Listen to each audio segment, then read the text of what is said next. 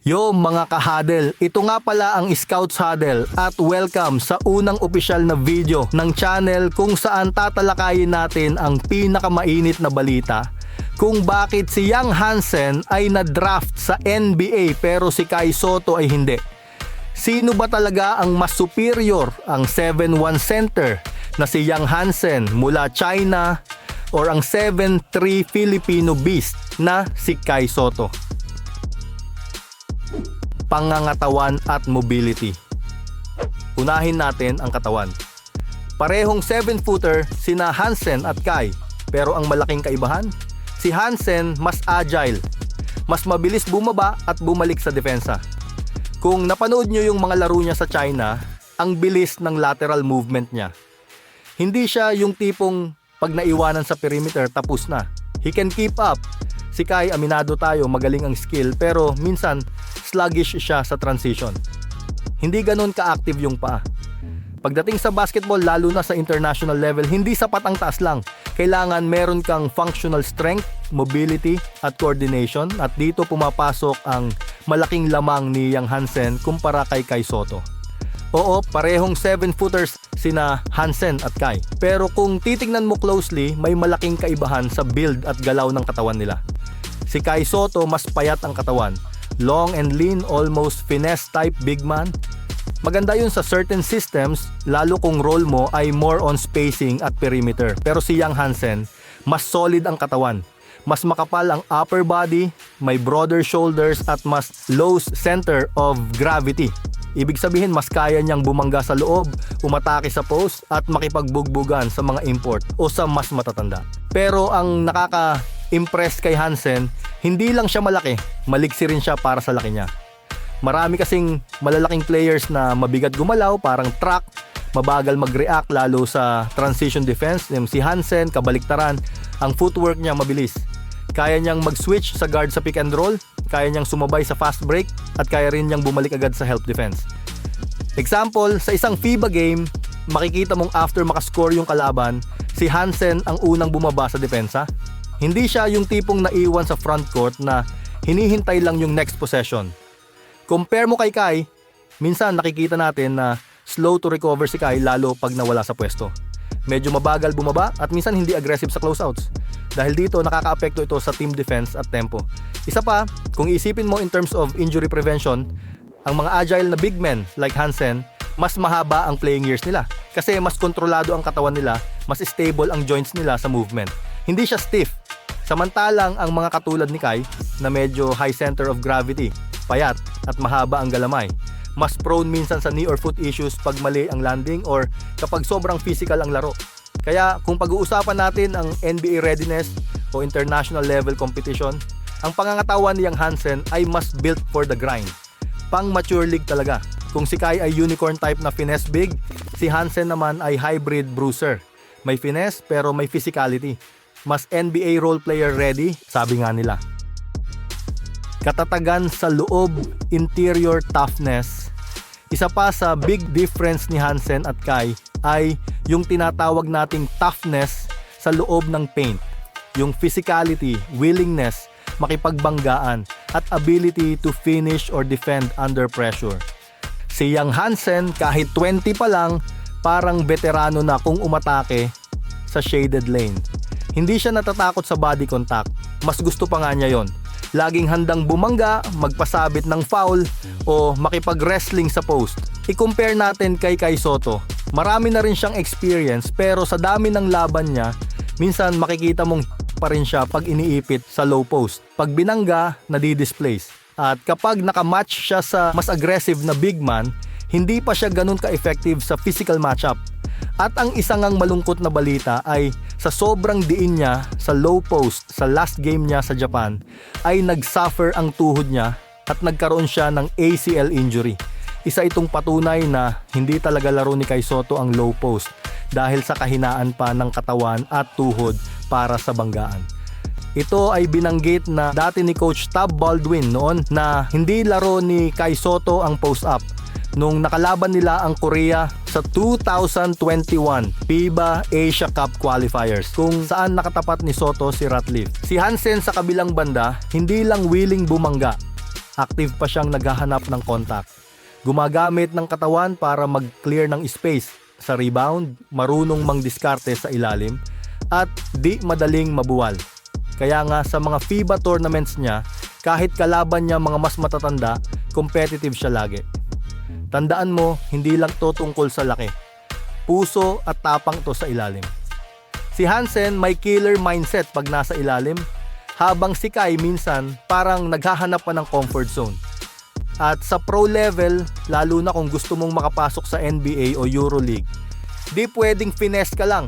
Kailangan meron kang dog mentality sa loob. At sa ngayon, mas hawak yon ni Hansen. Mga kahadel, real talk lang to ha. Hindi ko naman minamaliit si Kai Sotto. Ayokong mag-sound na parang hater ako. Kasi respeto ko sa kanya, mataas pa rin. Pero kung titingnan mo yung laro niya objectively, may mga bagay talaga na kailangan pa niyang i-improve. Hindi porket sinasabi ko yan, ibig sabihin ay ayaw ko na sa kanya. Gusto ko nga siyang magtagumpay eh. Pero kailangan natin maging honest. Kasi kung puro hype lang, paano siya magle-level up? Confidence at mentality. Isa pa sa lakas niyang Hansen, killer mentality. Hindi siya star-studded player ha, pero grabe maglaro. Wala siyang takot. Kahit mga kalabang NBA level na import, binabangga niya. Kahit sinong katapat niya, it doesn't matter. Si Kai minsan parang kulang pa sa kumpiyansa. Yung aggression niya parang on and off. Si Hansen palaging activated, may grit at hunger. Confidence is everything in basketball. Kahit gaano ka kagaling sa skills, kung wala kang paninindigan sa laro, mahihirapan kang mag-click sa big stage. Dito, napakalaking bagay ng mentality. Yung attitude mo sa court at kung paano ka nagre-respond sa pressure. Si Young Hansen, kita mo agad. Bata pa lang, hindi takot sa spotlight, mayabang, hindi.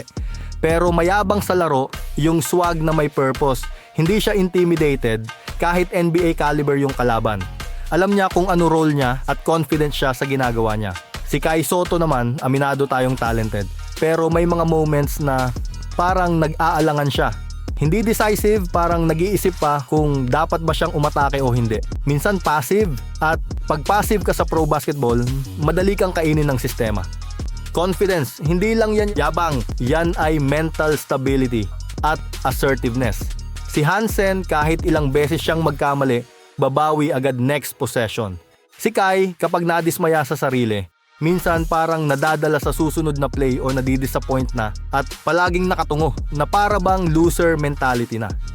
This is hopeful honesty. Kasi minsan, mas kailangan natin ng real talk kaysa puro hype. Para sa ikabubuti rin ng player at para rin sa kinabukasan ng basketball natin.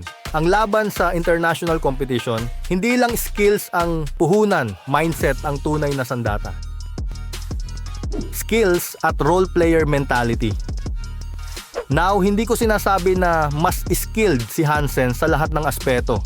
Kai has shooting range, soft touch, at passing vision. Pero si Hansen, mas may sense of role. Alam niya kung kailan poposte, kailan ipapasa, at kailan pupunta sa screen. Yung IQ niya, pang role player na good, para sa kahit anong team. Hindi siya nagmamadali, hindi rin nagpapapogi, basta trabaho lang. Kung titingnan natin ang skills, si Kai Sotto has an edge in certain areas. Meron siyang shooting range hanggang 3-point line, may soft touch sa floater, at maganda rin ang passing vision. Pero, here's the catch. Paano mo ginagamit ang skills mo sa loob ng system? Diyan pumapasok ang tinatawag na role player IQ. Si Young Hansen, wala siyang flashy skills, pero master siya ng fundamentals. Alam niya kung kailan siya mag-screen, kailan pipihit sa post, kailan mag-roll. Hindi siya showtime player, trabaho lang. At sa totoo lang, mas kailangan ng ganitong player sa pro basketball. Hindi lahat ng team naghahanap ng the man. Karamihan, naghahanap ng mga solid contributors na consistent, efficient, at hindi nauubusan ng effort. Kaya lagi ko sinasabi na hindi naman talaga need ng unicorn type of player sa isang championship caliber team. Kung iisipin, sina Tim Duncan ba o Kevin Garnett ay mga unicorn? Hindi, di ba? Base sa standard na tinitingnan ng mga tao ngayon sa katauhan ni Chet Holmgren at no Victor Wembanyama na marunong mag-dribble at skilled big man. Si Kai minsan parang gusto maging star and that's okay. Pero kung di ka consistent sa execution, mas valuable ang kagaya ni Hansen na alam ang role at kayang sundan ang system kahit di siya star player. Hansen is the kind of big man na gusto ng coach. Low maintenance, high impact, walang drama, may disiplina, may role awareness. System at development. Don't forget, Hansen is being developed under China's top-tier system. Discipline, structure, tapos exposed sa FIBA level competition as early as 17. Kai had potential pero masyado siyang nilagyan ng spotlight. Parang na-pressure to be the guy agad. Si Hansen, low-key pero consistent, and that's dangerous. Ito yung madalas hindi napapansin ng fans. Yung training environment at system kung saan lumaki ang isang player. Si Yang Hansen, produkto ng Chinese basketball system, structured, intense, at sobrang discipline heavy. Bata pa lang siya, nakalinya na sa developmental program ng China, meaning sanay siya sa FIBA-style system, structured offense, proper rotation, at defensive schemes. At higit sa lahat, exposed siya sa elite competition regularly. Hindi lang puro highlight, talagang hinasa sa pressure games, may accountability siya palagi. Kaya siya na-draft sa NBA. Si Kai Sotto, medyo nagkalat sa mga training. Umalis sa Pilipinas, nag-NBL, nag-G League Ignite, lumipat ng ibang bansa. Maganda naman yun kasi exposure, pero ang downside, walang solid foundation. Paiba-iba ng system, coach, teammates, wala siyang consistent na system para mag-evolve properly. At sa basketball, continuity and system equals growth. Mas okay ang isang player na 3 hanggang 5 taon nag-develop under isang philosophy kaysa sa 5 systems sa 5 taon na walang consistency. Hansen is reaping the benefits of being system trained. Kaya mas ready siya ngayon at kaya siya na-draft sa NBA. At kung sa tingin nyo puro hype lang to kasi galing siya China, nope. May mga international players na pinupush for marketing. Pero si Yang, pumapasa sa eye test ng mga legit na coach at scout. Hindi lang endorsement ready, kundi game ready. At higit sa lahat, maganda ang feedback sa mga American fans. So mga ka-huddle, sana naintindihan nyo kung bakit ko sinabing mas lamang si Yang Hansen kay Kai Sotto. Not because Kai is bad, but because Hansen right now checks more boxes: katawan, toughness, mentality, role IQ, at system readiness. Kai Sotto still has a bright future, lalo na kung mahanap niya yung tamang team at system para sa kanya.